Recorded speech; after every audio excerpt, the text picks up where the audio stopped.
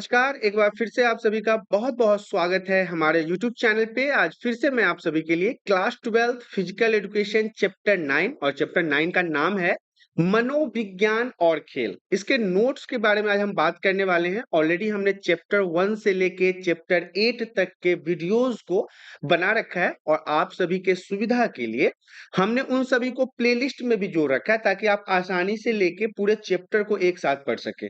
तो आइए शुरुआत करते हैं क्लास 12 फिजिकल एजुकेशन चैप्टर 9 और चैप्टर 9 का नाम मैंने पहले ही बताया कि इसका नाम है मनोविज्ञान और खेल।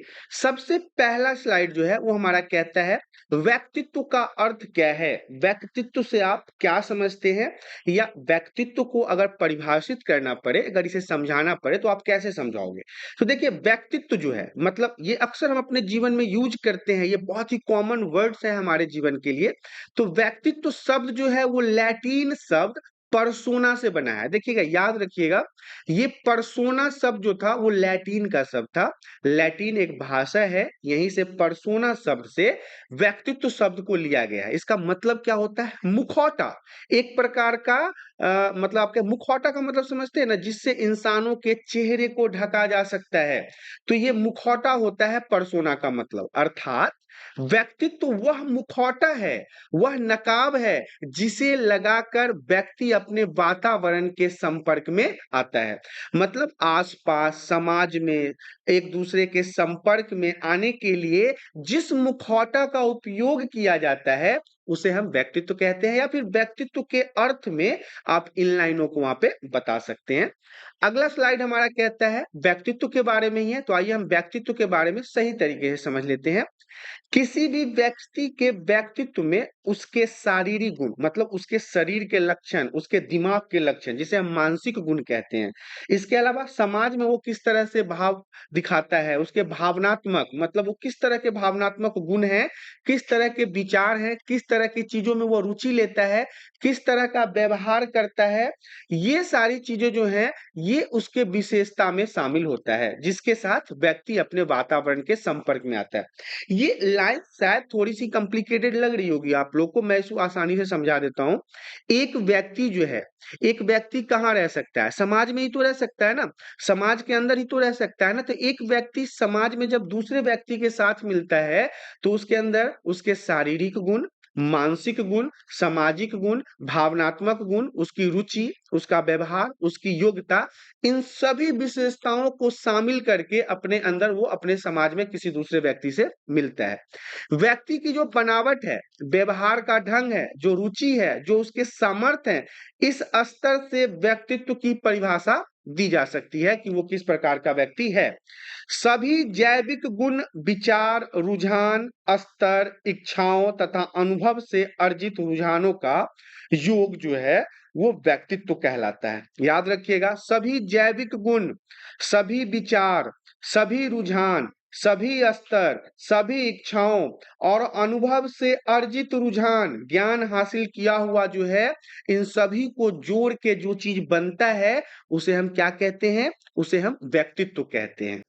अगले स्लाइड में हम व्यक्तित्व के प्रकार के बारे में जानेंगे कि व्यक्तित्व के प्रकार कितने प्रकार के होते हैं। तो यहाँ पे मैं आपको कई अलग-अलग लोगों के माध्यम से जो व्यक्तित्व के प्रकार के बारे में बताए गए हैं, उसके बारे में बताऊंगा। सबसे पहले हम सेल्डन के द्वारा जो व्यक्तित्व का प्रकार बताया गया है, जिसमें उसने शारीरिक आधार को बेस माना है, आधार मानते हुए, शरीर को आधार मानते हुए व्यक्तित्व के प्रकार को बताया है। उन्होंने बताया कि व्यक्तित्व मुख्यतः 3 प्रकार के होते हैं, पहला, दूसरा और तीसरा। पहले में इन्होंने नाम रखा एंडोमॉर्फिक, दूसरे का नाम रखा मेसोमॉर्फिक, तीसरे का नाम रखा एक्टोमॉर्फिक। अब आप सोच रहे होंगे कि ये किस प्रकार का व्यक्तित्व का प्रकार है। तो आगे आने वाले स्लाइड में मैं हर एक पॉइंट को उसके उदाहरण के साथ समझाने वाला हूं। आपको बिल्कुल टेंशन लेने की जरूरत नहीं है, बस आपको सही तरीके से वीडियो को देखना है और वीडियो को समझना है। और कोई दिक्कत या परेशानी होती है तो आप हमें कमेंट बता सकते हैं। तो ये हमारा सेल्टन के द्वारा जो शारीरिक आधार पे व्यक्तित्व के प्रकार बताए गए थे, उसमें मैंने आपको 3 व्यक्तित्व के प्रकार को बताया। दूसरा यहीं पे है कार्ल जंग के द्वारा, मतलब ये दूसरे व्यक्ति का नाम है, कार्ल जंग द्वारा मनोवैज्ञानिक आधार पर, पहले किस आधार पे बताया गया, शारीरिक आधार पर, दूसरा किस आधार पे बताया जा रहा है, मनोवैज्ञानिक आधार पे। इसमें इन्होंने बताया कि बहिर्मुखी, अंतर्मुखी, अम्बिवर्ट मतलब उभयमुखी। तो एक बहिर्मुखी है, इसमें भी 3 प्रकार है, पहला, दूसरा और तीसरा। इन तीनों प्रकार के बारे में भी आने वाले स्लाइड में आप सभी को सही तरीके से समझाऊंगा विद उदाहरण, ताकि आपको सही तरीके से व्यक्तित्व के प्रकार समझ में आ जाए। अगला हमारा इसमें पॉइंट कहता है कि हर्बर्ट शेल्टन द्वारा दिए गए जो व्यक्तित्व का वर्गीकरण हुआ है। देखिए पहले के स्लाइड में मैंने आपको बताया था ना शेल्टन के बारे में, अब यहाँ पे मैं उसे डिटेल्स में समझा देता हूँ। पूरा नाम हर्बर्ट शेल्टन। इन्होंने व्यक्तित्व का जो वर्गीकरण किया है, तो शेल्टन ने शरीर का वर्गीकरण 3 भागों में किया है, जो हमने पहले भी पढ़ा था। शेल्डन ने शरीर के अनुसार उसको 3 भागों में बांट दिया। एक अमेरिकन वैज्ञानिक थे, देखिए ये जो थे शेल्डन, ये अमेरिका के रहने वाले थे, अमेरिका के साइंटिस्ट थे। इनका जन्म कब हुआ, 19 अक्टूबर 1898 में। 1 नंबर का प्रश्न यहाँ पे आपसे एमसीक्यू में पूछा जा सकता है। इन्होंने क्या किया, व्यक्तित्व को शारीरिक बनावट के आधार पर 3 भागों में बांट दिया। किसने, हवर्ड शेल्डन ने। कौन कौन से, तो एंडोमॉर्फिक, मेसोमॉर्फिक, एक्टोमॉर्फिक। अब इन सभी के बारे में जान लेते हैं कि एक्टोमॉर्फी क्या है।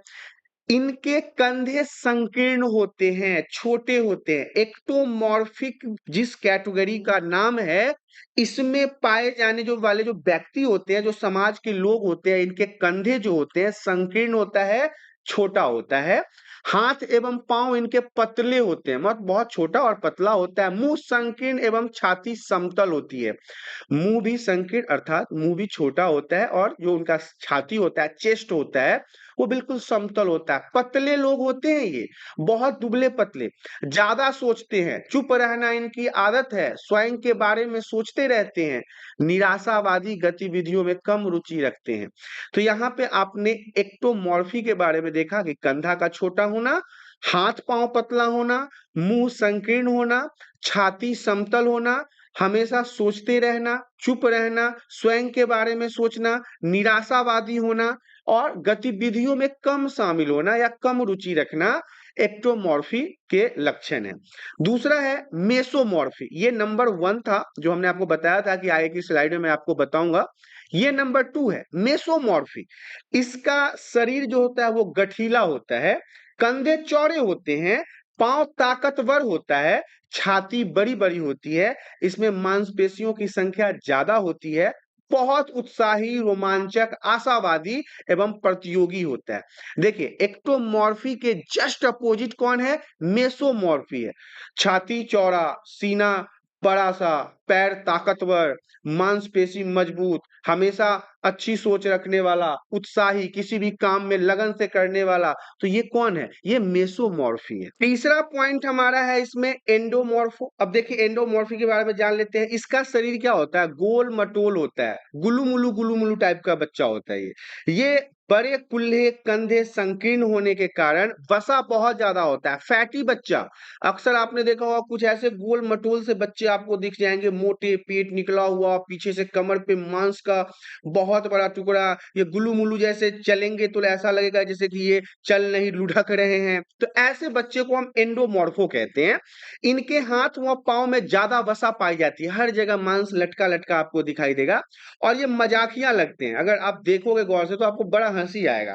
आराम पसंद होते हैं, ये मजाक करते रहेंगे आपसे, मतलब हंसते रहेंगे, हंसाते रहेंगे, और ज्यादातर बेड पे लेटने की कोशिश करेंगे, और सामाजिक प्रकृति के होते हैं, मतलब दूसरे लोगों से बड़े घुले मुले टाइप के। तो यहाँ पे बात उत्पन्न होती है हवर्ड शेल्टन की, जिन्होंने पूरे समाज को 3 अलग अलग भागों में बांटा, जिसमें पहला था एक्टोमॉर्फी, दूसरा था मेसोमॉर्फी और तीसरा था एंडोमॉर्फी। अब ये तीनों चीजें आपको बहुत सही तरीके से समझ में आ गया होगा।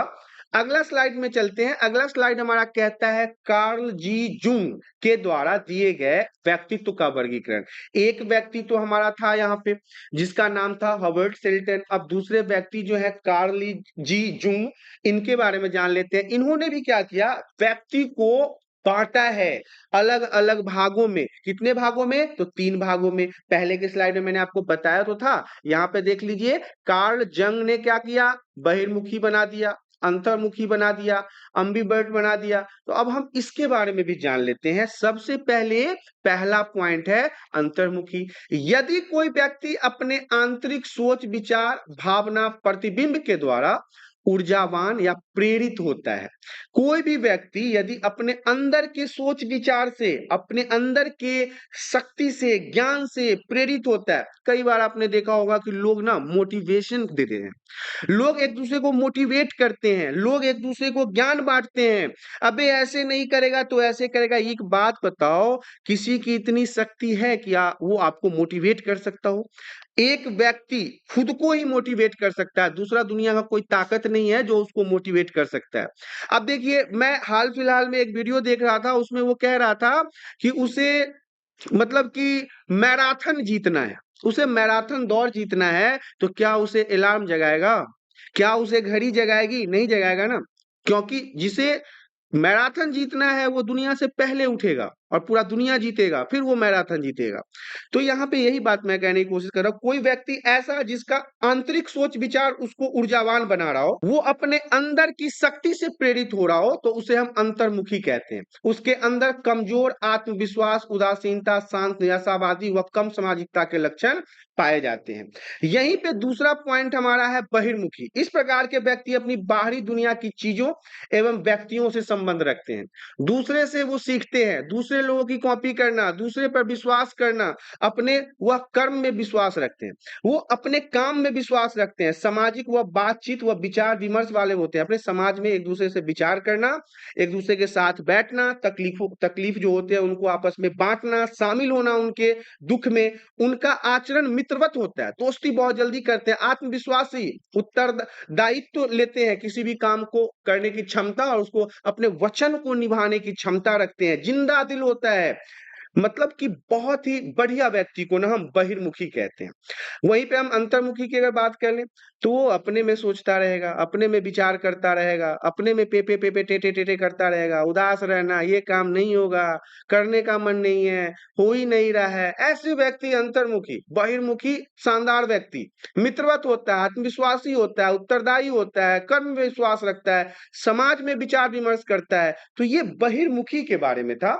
अब हम बात करते हैं उभयवर्ती के बारे में। तो देखिए, इस प्रकार के व्यक्ति में अंतर्मुखी और बहिर्मुखी गुण होते हैं, मतलब दोनों का गुण इसके अंतर होता है, अंतर्मुखी का भी और बहिर्मुखी का। इसमें कुछ मित्र भी होते हैं, इनके कुछ मित्र भी होते हैं, दोस्त भी होते हैं। तो ये दोनों के गुण रखने वाले को हम उभयवर्ती के नाम से जानते हैं। अगले स्लाइड में हमारा कहता है व्यक्तित्व के 5 लक्षण सिद्धांत। VVI रहेगा आपके एग्जाम के लिए, व्यक्तित्व के 5 लक्षण सिद्धांत। 2 साल से लगातार पूछा जा रहा है ये प्रश्न, तो हो सकता है कि इस बार तीसरे साल में भी पूछा जाए। तो देखिए, अस्पष्टता संबंधी लक्षण, पहला पॉइंट में आपको क्या देखना है? उसका व्यवहार देखना है, कल्पनाशील देखना है, उसकी रुचि को देखना है, बौद्धिक जिज्ञासा की चाह को देखना है, विषय कौन कौन से विषयों में रुचि लेता है, उसके रचनात्मक, उनकी भावना, नए अनुभव का आनंद लेने वाला, नए विषयों को सीखने के लिए योग्यता रखने वाला। ये व्यक्तित्व के 5 लक्षण सिद्धांत के अंतर्गत आता है, जिसमें जो पहला था वो है अस्पष्टता संबंधी लक्षण, जिसके अंदर इतने सारे पॉइंट्स के माध्यम से इसे समझाया गया है। दूसरे नंबर पे आता है कर्तव्य निष्ठा संबंधी लक्षण। देखिए, कर्तव्य निष्ठा संबंधी लक्षण का आकलन यह दर्शाता है कि व्यक्ति कितना जीवन की चुनौतियों के साथ सक्षम है, व्यक्ति कितना आत्मविश्वासी और अनुशासित है, व्यक्ति कितना कर्तव्य निष्ठा रखता है, व्यक्ति कितना योजनाबद्ध कार्य करता है। तो कर्तव्य निष्ठा संबंधी लक्षण में व्यक्ति किन किन कामों में सक्षम है, किस प्रकार के नियमों का पालन करता है, किस प्रकार के कर्तव्य निष्ठा को फॉलो करता है, योजनाबद्ध तरीके से काम करता है कि नहीं करता है, इन सभी चीजों को कर्तव्य निष्ठा संबंधी लक्षण के अंतर्गत रखे जाते हैं। के अलावा कितना प्रबंधन कला में कुशल है, स्किल्स इसका कैसा है, दूसरों पर कितना निर्भर रहता रहता है, कितना कठोर परिश्रमी है, मतलब कितना मेहनत करता है और इसकी चाहत क्या-क्या है, ये सारी चीजें कर्तव्य निष्ठा संबंधी लक्षण के अंतर्गत देखे जाते हैं। तीसरे नंबर पे हमारा पॉइंट है बहिर्मुखी संबंधी लक्षण। देखिए, इस लक्षण का आकलन यह दर्शाता है, यह बताता है किसी व्यक्ति के बारे में, किसी सामाजिक प्राणी के बारे में कि व्यक्ति कितना ऊर्जावान है, सकारात्मक है, भावनात्मक है, स्वीकारात्मक है, मिलनसार है, बातूनी है। बातूनी कहने का मतलब बातचीत करने वाला, जिंदा दिल है, कितना स्नेह उसके अंदर भरा हुआ है, कितना मित्रतापूर्ण व्यवहार वो दूसरों के साथ करता है। तो ऑलरेडी हमने बहिर्मुखी में बताया था आपको कि जिंग जुंग जो है, यही नाम है, थोड़ा नाम ऐसा है अटपटा सा, तो आप याद रखिएगा। तो बहिर्मुखी व्यक्ति क्या होता है? जिंदा दिली होता है, सकारात्मक सोच रखता है, मित्रवत होता है, सामाजिक होता है। तो उसमें ये सारे पॉइंट्स इंपोर्टेंट होंगे। आपको कई बार ऐसा देखने को मिलेगा कि एक प्रश्न से आपका दूसरा प्रश्न तैयार हो जाएगा, एक प्रश्न के उत्तर से आपका दूसरे प्रश्न का उत्तर तैयार हो जाएगा। तो आपने जब यहाँ पे पढ़ा था बहिर्मुखी के बारे में, देखिए यहाँ पे हमने आपको कार्ल जी जुंग के बहिर्मुखी के बारे में बताया था, इसमें वो सारे पॉइंट्स बताए थे।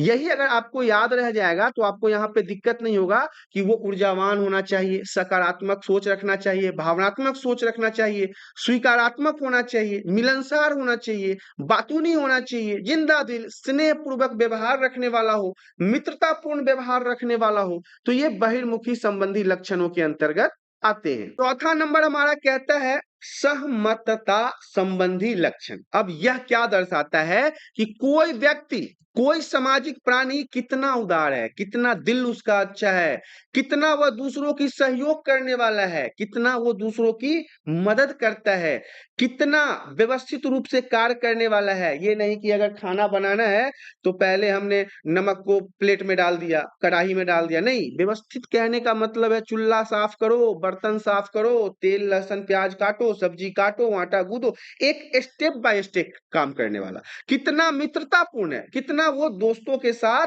मिलजुल के रहता है। ये सारी चीजें जो है यहाँ पे सहमतता संबंधी लक्षणों के अंतर्गत आते हैं। पांचवा पॉइंट हमारा कहता है मनोविक्षुब्धता संबंधी लक्षण। इस लक्षण का आकलन क्या दर्शाता है? तो इस लक्षण का आकलन यह दर्शाता है कि कोई व्यक्ति कितना गुस्सा करने वाला है, कितना गुस्सैल है, वो कितना जल्दी उसके अंदर गुस्सा आता है, कितना अवसाद में रहने वाला और अवसाद पर उसका कितना नियंत्रण होता है, कितना टेंशन लेता है, वो कितना चिंतित रहता है, कितना भावनाओं पर नियंत्रण रख पाता है, खुद को कंट्रोल रखने वाला है या नहीं है। ये सारे पॉइंट्स आपको मनोविक्षुब्धता संबंधी लक्षण के अंतर्गत देखे जाते हैं। अगला स्लाइड हमारा कहता है प्रेरणा। प्रेरणा से आप क्या समझते हैं? तो देखिए, प्रेरणा जो शब्द है ना, वो लैटिन शब्द मूवेयर से लिया गया है। याद रखिएगा, एक नंबर का प्रश्न यहाँ पे एमसीक्यू तैयार हो गया है कि प्रेरणा शब्द लैटिन शब्द मूवेयर से लिया गया है, जिसका अर्थ क्या होता है, इसका मतलब क्या होता है? चलना। अब देखिए, अभी अभी प्रेरण वह स्थिति है, वह समय है जिसमें व्यक्ति जो है ना, वो अंदरूनी मतलब अंदर के शक्तियों तथा बाहर की शक्तियों से प्रेरित होकर अपने लक्ष्य की ओर अग्रसर होता है। एग्जाम्पल के लिए समझ लीजिए, कोई बच्चा कहता है मुझे आईएएस बनना है, कोई बच्चा कहता है मुझे आईपीएस बनना है। अब यहाँ पे बच्चा क्या होगा, अब ये सोच लिया कि आईएएस बनना है, आईपीएस बनना है, और फिर गया और मोबाइल में अपना गेम खेलना शुरू कर दिया, मोबाइल में जाके इंस्टाग्राम चलाना शुरू कर दिया, मोबाइल में जाके रील्स बनाना शुरू कर दिया, तो बन गया आईएएस और आईपीएस, दोनों बन गया। उसी रात बन जाएगा ये बच्चा?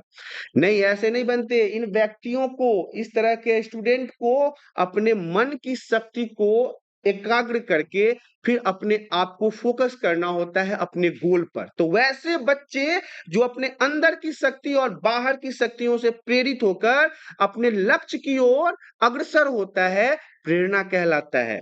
यह सर्वमान्य है कि चमत्कारी तभी संभव होता है जब आप प्रेरित हो।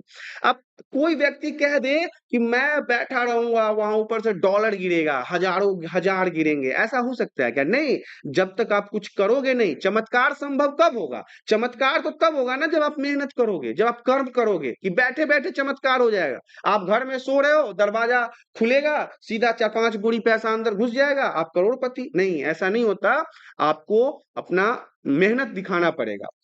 यह और कुछ नहीं, बस उत्तेजित होना, निरंतरता, जल्दीबाजी, क्रम में किसी काम को न करना, खेलों में कोच का मतलब कुछ सिखाना, प्रशिक्षण देना, सीखने के लिए हमेशा प्रेरित करना होता है। तो यही एक रास्ता है, एक माध्यम है प्रेरणा और प्रेरित होना, जिससे बच्चे अपने आप को अपने लक्ष्य की ओर अग्रसर करने के लिए ज्ञान हासिल करते हैं। अब हम बात कर लेते हैं अभिप्रेरणा का अर्थ क्या होता है। वह स्थिति जिसमें व्यक्ति आंतरिक एवं बाहरी कारणों से प्रेरित होकर अपने लक्ष्य की ओर लगातार अग्रसर होता है, अभिप्रेरणा कहलाता है। अभिप्रेरणा के प्रकार के बारे में जान लेते हैं। पहला है आंतरिक अभिप्रेरणा, दूसरा है बाहरी अभिप्रेरणा। तो व्यक्ति अंदरूनी शक्तियों से मतलब अंदर की शक्तियों से प्रभावित होकर लक्ष्य की ओर अग्रसर होता है, मतलब बढ़ता है। जैसे कि प्रसिद्ध संतुष्टि से होकर खेलना, खुशी हेतु, कौशल पर निपुणता, सामाजिक स्वीकृति और श्रेष्ठता का प्रदर्शन करना इत्यादि आंतरिक अभिप्रेरणा होता है। बाहरी अभिप्रेरणा का क्या मतलब है? तो बाहरी अभिप्रेरणा मतलब व्यक्ति बाहरी कारणों से प्रभावित होकर लक्ष्य की ओर अग्रसर रहता है, जैसे कि इनाम से, धन से, नौकरी से, प्रशंसा से प्रेरित होकर वो क्या करता है? लक्ष्य की ओर बढ़ना शुरू कर देता है। तो ये अभिप्रेरणा के प्रकार के बारे में था। अगले स्लाइड में हमें देखना है कि अभिप्रेरणा की तकनीक क्या होता है। तो अभिप्रेरणा किसी भी चीज को प्रेरित करने के लिए, किसी भी चीज को और आगे बढ़ाने के लिए दर्शक उसमें बहुत महत्वपूर्ण भूमिका निभाते हैं। आपको पता है कि क्रिकेट चल रहा है, क्रिकेट के चारों तरफ स्टेडियम में लोग भरे हुए हैं, विराट विराट, रोहित रोहित कर रहे हैं। इससे क्या होता है? खिलाड़ी का शक्ति, मनोबल बढ़ता है। आसान लक्ष्य होना चाहिए, छात्रवृत्ति, बच्चों को खेलने या फिर इस तरह के प्रेरणा या फिर किसी भी और चीज के लिए उसको इनाम दो, प्रशंसा करो, उसका रोचक वातावरण, अच्छा संस्कार दो, वातावरण अच्छा दो। संचार का माध्यम होना चाहिए, नेट इंटरनेट वगैरह उपयोग में होना चाहिए, रिकॉर्ड रखो, स्टेप बाय स्टेप काम करो, संयुक्त जिम्मेदारी निभाओ। तो ये अभिप्रेरणा की तकनीक के अंतर्गत आता है। अगला स्लाइड हमारा कहता है खेलों में प्रयोग होने वाली प्रेरणा की तकनीक में सबसे पहला है मूल्यांकन। इसके माध्यम से क्या होता है? व्यक्ति को उसकी स्थिति से अवगत करा सका जाता है। मतलब कि कौन व्यक्ति कितना पानी में है ना, ये आप कहिए ना कि उसकी औकात पता चलती है इससे, कि आप कितने औकात में हो, आप कितने काम को कर सकते हो, आप कितना दौड़ सकते हो, आप कितना भाग सकते हो, आप कितना नाच सकते हो। किसी भी चीज का मूल्यांकन और उसके बाद उसको क्या किया जाता है? प्रेरित किया जाता है और बेहतर करो। आज वो अगर 60 सेकेंड में 500 मीटर का दौड़ लगा के आया है, तो अगर उसे प्रेरित किया जाएगा और अच्छा बताया जाएगा, तो वो कल 60 सेकेंड में 600 मीटर का दौड़ निकाल के आएगा, क्योंकि उसकी प्रशंसा की गई है, उसको प्रेरित किया गया है। दूसरे नंबर पर है विभिन्नता। किस व्यक्ति के कार्यक्रम में विभिन्नताएं लाकर उसे रुचिकर बनाकर उसे लक्ष्य की ओर प्रेरित किया जा सकता है। एक चीज आपने देखा होगा, स्टूडेंट के लाइफ में ये बहुत झोल-झाल होता है कि बेटा अच्छे से पढ़ो, अच्छा नौकरी करना है, बेटा अच्छे से पढ़ो, सरकारी नौकरी करना है, बेटा अच्छे से पढ़ो, बहुत पैसा कमाना है। तो ये बताइए, क्या पैसा लोग नौकरी करने से ही कमाता है? पैसा लोग सरकारी नौकरी करने से ही कमाता है? आज इतने-इतने बड़े बिजनेसमैन, यूट्यूबर सब क्या ये बेवकूफ हैं? अरे भाई, ये कितने सरकारी नौकरी वाले को ना घर में काम दे सकते हैं, इतनी इनकम है। एक-एक यूट्यूबर का ना अगर आप मंथली इनकम देखिएगा ना, 5-5, 10-10 करोड़ रुपए है। मंथली इनकम 10 करोड़ है। ये सरकारी नौकरी वाले पूरे जीवन कमा के रह जाएंगे ना, तो 1 करोड़ पूरा नहीं कर सकते हैं, और इनका महीने का मंथली इनकम 10 करोड़ रुपए हल्के में ले रहे हैं। लेकिन अब जरूरी है कि सभी व्यक्ति नौकरी ही करेगा, सभी व्यक्ति फुटबॉल ही खेलेगा, सभी व्यक्ति आईएएस ही बनेगा, आईपीएस ही बनेगा? अरे भाई, जिसकी जिसमें रुचि है, जो व्यक्ति जो करना चाहता है उसे वो करने दो, उसको उसी के काम के लिए प्रेरित करो, ताकि वो अपने उस फील्ड में सबसे बेहतर कर सके। मैं टीचर के लिए मुझे बहुत अच्छा लगता है पढ़ाना, तो मैं टीचर हूं। अब मैं कहूंगा नहीं, मैं ही टीचर भी हूं, मैं ही हेडमास्टर भी हूं, मैं ही प्रोफेसर भी हूं, और मैं ही आईएएस और आईपीएस भी हूं, और दरोगा भी मैं हूं, सिपाही भी मैं हूं। तो लास्ट में बच्चे बोलेंगे तो सर चोर भी आप ही बन जाइएगा, ताकि सब काम आप ही कर लीजिएगा। तो ऐसा नहीं हो सकता ना, विभिन्नताएं होनी चाहिए, अलग अलग लोगों को उनके रुचि के हिसाब से प्रेरित करना चाहिए। तीसरा है दर्शक। दर्शक की जो उपस्थिति होती है, मौजूदगी होती है, वो खिलाड़ियों में जोश उत्पन्न करता है। आप जब किसी का नाम चिल्लाते हो ना, तो उसके अंदर वो शक्ति आता है, उसके लिए वो इन्वायरमेंट ना पॉजिटिव हो जाता है, सकारात्मक हो जाता है, और फिर वो अपने लक्ष्य को प्राप्त करने के लिए जी तोड़ मेहनत करने लगता है। अब हमारा है भर्त्सना, खिलाड़ियों की अनुचित प्रदर्शन की भर्त्सना करके उसे और अच्छा करने के लिए प्रेरित किया जाता है। कभी-कभी आपने देखा होगा, अभी वर्ल्ड कप में मान लो इंडिया हार गया, तो लोगों ने गाली दिया, लोगों ने अच्छे-अच्छे कमेंट किए, फेसबुक, ट्विटर, इंस्टाग्राम के माध्यम से खूब खरी-खोटी सुनाया, लेकिन किसी ने ये कहा कि नहीं इस बार हो गया तो हो गया, अगली बार हम और इससे अच्छा करके जीत लेंगे। तो ये है भर्त्सना कि हम उसे ऐसे मतलब उसको ऐसे समझाएँ, उनको ऐसे प्रेरित करें कि शायद इस बार गलती हो गई होगी, अगली बार उससे वो बेहतर करके फिर से वर्ल्ड कप ले आएगा। अगला स्लाइड हमारा कहता है लक्ष्य निर्धारण। आसान लक्ष्यों को निर्धारित करके खिलाड़ी को लक्ष्य की ओर अग्रसर किया जा सकता है। लक्ष्य निर्धारण करने का मतलब है छोटे-छोटे लक्ष्य को देकर खिलाड़ियों को और बेहतर बनाया जा सकता है। पुरस्कार देके उनको प्रेरित किया जा सकता है। खिलाड़ियों को अगर लक्ष्य प्राप्ति के बाद अगर पुरस्कार दिया जाए, पीठ थपथपाया जाए, उसे कुछ ऐसे ही कार्य करवाए जाएँ तो वो प्रेरित होता है, वो आगे से और बेहतर करेगा। प्रशंसा, अगर वो अच्छा प्रदर्शन कर रहा है, तो होना चाहिए कि खिलाड़ियों की प्रशंसा हो, जिससे वो प्रेरित होते हैं। संचार माध्यम भी होना चाहिए। जब खिलाड़ी के खेल प्रदर्शन को संचार माध्यम से प्रसारित किया जाता है, Facebook, YouTube, Twitter, Instagram, TV, this that हर जगह बताया जाता है, तो खिलाड़ी को दुनिया जानने लगती है और वो प्रशंसा का पात्र बन जाता है। लक्ष्य प्राप्ति के लिए वो पूरे दमखम से प्रेरित हो जाता है, पूरा जोश लगा देता है, पूरा ताकत झोंक देता है इसमें। अब हम बात कर लेते हैं व्यायाम पालन के बारे में। तो व्यायाम पालन से हमारा अभिप्राय अर्थात मतलब व्यायाम करने के लिए एक व्यवस्थित दृष्टिकोण को लंबे समय तक प्रारंभिक अभिकरण एडॉप्शन कह सकते हैं, इसको बनाए रखना बहुत जरूरी है। किसी व्यक्ति के निरंतर व्यायाम से मतलब लगातार व्यायाम प्रशिक्षण से कार्यक्रम में भाग लेने को दर्शाता है। व्यायाम करने के कारण क्या-क्या हो सकते हैं? क्यों लोग व्यायाम करते हैं? तो इसमें बहुत सारे कारण हो सकते हैं। अपने आप को स्वस्थ रखने के लिए, अपने आप को बीमारी से बचाने के लिए, अपने आप को ताज़ा महसूस करने के लिए, शरीर को फ्री रखने के लिए।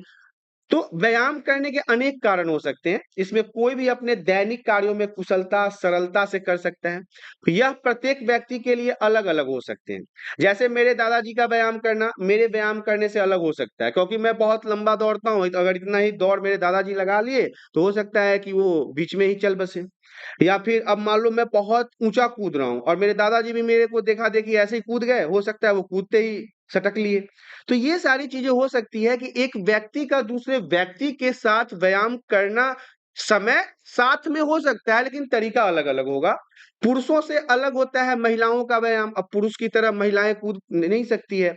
बच्चों का व्यायाम अलग होता है, बिल्कुल अलग-अलग व्यायाम अलग-अलग लोगों के लिए भिन्न-भिन्न होते हैं। ये आयु सीमा के ऊपर निर्भर करता है। अगला पॉइंट है हमारा व्यायाम करने से लाभ क्या-क्या है? क्या-क्या बेनिफिट्स मिलते हैं एक्सरसाइज करने से? तो देखिए मनोवैज्ञानिक कारण में है कि आक्रामकता, विक्षिप्त संघर्ष और दक्षता, इन सभी चीज़ों में लाभ मिलता है और बहुत व्यक्ति कोई बहुत गुस्सैल है, तो मनोवैज्ञानिक तरीका यही कहता है कि वो अगर एक्सरसाइज करता है, योग करता है, तो वो आक्रामक कम होगा। विक्षिप्त मतलब थोड़ा-सा डल टाइप का, मंद बुद्धि टाइप का, तो ये सब सारी चीज़ों में वहाँ पे फ़ायदा देखने को मिलता है। दूसरा है जैविक एवं शरीर क्रियात्मक कारण जिसमें विजय संकल्प, अस्तित्व के लिए संघर्ष, अपने आप को फिट रखना, सामाजिक कारण में सहयोग प्रतियोगी के लिए, आर्थिक कारण के लिए जीविका निर्वाह हेतु, ये व्यायाम के फायदों के बारे में है। व्यायाम अनुपालन को बढ़ाने के लिए विभिन्न रणनीतियों का प्रयोग जिसमें पहला आता है विचार। विचार विमर्श करना मतलब होता है व्यायाम के लाभ बताकर लोगों को, समाज के लोगों को, व्यक्तियों को उसके अंतर्गत विचार विमर्श करके व्यायाम पालन को बढ़ाया जा सकता है। बाहरी प्रेरणा में क्या होता है? बाहरी प्रेरणा के अंतर्गत पुरस्कार दिया जाए, प्रशंसा किया जाए, इनाम दिया जाए, इन सभी के सहायता के माध्यम से व्यायाम के अनुपालन को बढ़ाया जा सकता है। उचित वातावरण, अब देखिए वातावरण कहने का मतलब है उचित वातावरण कहने का मतलब है कि आप चलते-चलते सड़क पे कहीं मान लो जा रहे हो, आप जा रहे हो ऑफिस ड्यूटी करने, यहाँ से आपका 5 किलोमीटर दूर ऑफिस है। अब आप क्या किए रास्ते में कहीं भी बाइक से उतर गए और व्यायाम करना शुरू कर दिए, तो ये बेवकूफी होगा। उचित वातावरण कहने का मतलब है एक्सरसाइज करने का सही तरीका पार्क है, आपका छत है, कहीं शांत जगह है, सड़क के ऊपर नहीं, प्लेटफॉर्म के ऊपर नहीं, रोड के ऊपर नहीं, रेलवे स्टेशन के ऊपर नहीं कर सकते आप व्यायाम। सामाजिक समर्थन के बारे में जान लेते हैं। परिवार से मिलने वाला समर्थन, स्कूल से मिलने वाला समर्थन व्यायाम पालन को बढ़ाता है। स्कूल में अगर बहुत ज्यादा प्रेरित करते हैं लोग, घर वाले प्रेरित करते हैं, नहीं बेटा तू बॉडी बना, तो इससे एक शक्ति उठता है, एक प्रेरणा मिलती है, जिसके बाद वो व्यक्ति उस कार्य को और पूरे अपना दमखम से करना शुरू कर देता है। अगला पॉइंट हमारा कहता है व्यायाम कार्यक्रम को चुनौतीपूर्ण तथा दिलचस्प बनाना। देखिए, व्यायाम कार्यक्रम को यदि हम दिलचस्प तथा चुनौतीपूर्ण बना लें तो यह व्यायाम पालन को बढ़ाने में मदद करेगा। मतलब कुछ ऐसा व्यायाम करा दे। अब जैसे कि देखिए, आजकल के समय में आप देखते होंगे कि आप जब भी जिम वगैरह जाओगे तो आपको बहुत ही एक तालमेल वाला गाना सुनने को मिलेगा, जिसपे आपको ना झूम झूम करके ना एक्सरसाइज करने का मन करता है। आप अगर अच्छे जिम में जाओगे तो आपको बहुत सारे ऐसे टोन बजेंगे, ऐसे गाने बजेंगे, जिसपे अपने आप आपका शरीर चलना शुरू हो जाता है, और वो गाना सुनते-सुनते आप कब 4-5 पुशअप ज़्यादा मार लोगे, आपको पता भी नहीं चलेगा। तो ये चुनौतीपूर्ण कार्य को दिलचस्प बनाने के बारे में था। अब हम बात कर लेते हैं आंतरिक प्रेरणा के बारे में, अंदर से निकलने वाला प्रेरणा। तो अच्छे स्वास्थ्य की प्राप्ति के लिए उत्पन्न आंतरिक प्रेरणा व्यायाम पालन को बढ़ाने में मदद करता है। आक्रामकता का अर्थ होता है, आक्रामकता शब्द जो है वो व्यवहार के उस सीमा को दर्शाता है, आपके आचरण को दर्शाता है, जिसमें व्यक्ति स्वयं को या दूसरे किसी व्यक्ति को शारीरिक एवं मनोवैज्ञानिक रूप से हानि पहुंचाता है। किसी को मार देना, गाली देना, पीट देना, मर्डर कर देना, ये सारी चीजें जो है ना वो आक्रामकता के अंतर्गत ही आता है। आक्रामकता की अवधारणा जो है वो VVI रहेगा, पिछले साल के 1 नंबर में पूछा गया था। आक्रामकता की अवधारणा को जानना बहुत आवश्यक है, क्योंकि आक्रामक जो व्यक्ति होते हैं, वो प्रभावी ज्ञान से हम उन्हें सैद्धांतिक मॉडल पर ठीक से हस्तक्षेप या फिर इसे रोकथाम कर पाएँगे। इस चीज़ों को देखना बहुत ज़रूरी है, कैसे एक आक्रामक व्यक्ति को कंट्रोल किया जा सकता है, कैसे रोका जा सकता है। सबसे पहले हम जान लेते हैं कि आक्रामकता के प्रकार कितने हैं। तो पहला तो है शत्रुतापूर्ण आक्रामकता, जब कोई शारीरिक व्यवहार जिसका एकमात्र लक्ष्य जो होता है वो दूसरे व्यक्ति को शारीरिक रूप से जानबूझ के नुकसान पहुँचाना होता है। मतलब एक व्यक्ति समाज में दूसरे व्यक्ति को जानबूझकर मार देता है, जानबूझकर घायल कर देता है। जैसे कि एग्जाम्पल के लिए ले लीजिए, जानबूझकर किसी खिलाड़ी को हॉकी स्टिक से घायल कर देना। ये शत्रुतापूर्ण आक्रामकता है, कि शत्रु मतलब दुश्मनी से किसी को मारना। दूसरा नंबर है बाह्य आक्रामकता, कि कोई भी शारीरिक व्यवहार जिसमें किसी दूसरे खिलाड़ी को शारीरिक रूप से नुकसान पहुंचाओ, परंतु यह व्यवहार जानबूझकर न किया हुआ। कई बार ऐसा होता है कि खेल-खेल में गलती से चोट लग जाती है, तो इसे हम ना बाह्य आक्रामकता के लिए बताएँगे। जैसे कि उदाहरण के लिए हॉकी स्टिक से अनजाने में किसी दूसरे खिलाड़ी का घायल होना बाह्य आक्रामकता कहलाता है। तीसरा नंबर पे आता है मुखर व्यवहार आक्रामकता।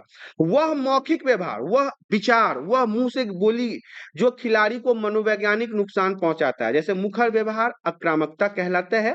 इसमें क्या होता है, क्रिकेट खेलते समय की जाने वाली टिप्पणी, बहुत सारी ऐसी बातें होती है जिसपे लोगों का नज़र होता है, लोग उसपे भद्दे कमेंट कर देते हैं, गालियाँ बक देते हैं, बहुत सारी ऐसी चीज़ें होती हैं, इसे हम मुखर व्यवहार आक्रामकता कहते हैं। इस तरह से आपने देखा क्लास 12 फिजिकल एजुकेशन चैप्टर 9, जिसका नाम था मनोवैज्ञानिक और खेल। यहाँ पे ये चैप्टर समाप्त हो गया। आशा करता हूँ कि वीडियो में दी गई जानकारी पसंद आया होगा। जानकारी पसंद आया तो वीडियो को लाइक, और चैनल में पहली बार आया तो चैनल को सब्सक्राइब करें, ताकि इसी प्रकार के एजुकेशनल वीडियो आपको हमेशा प्राप्त होता रहे। आज के लिए इतना ही, धन्यवाद।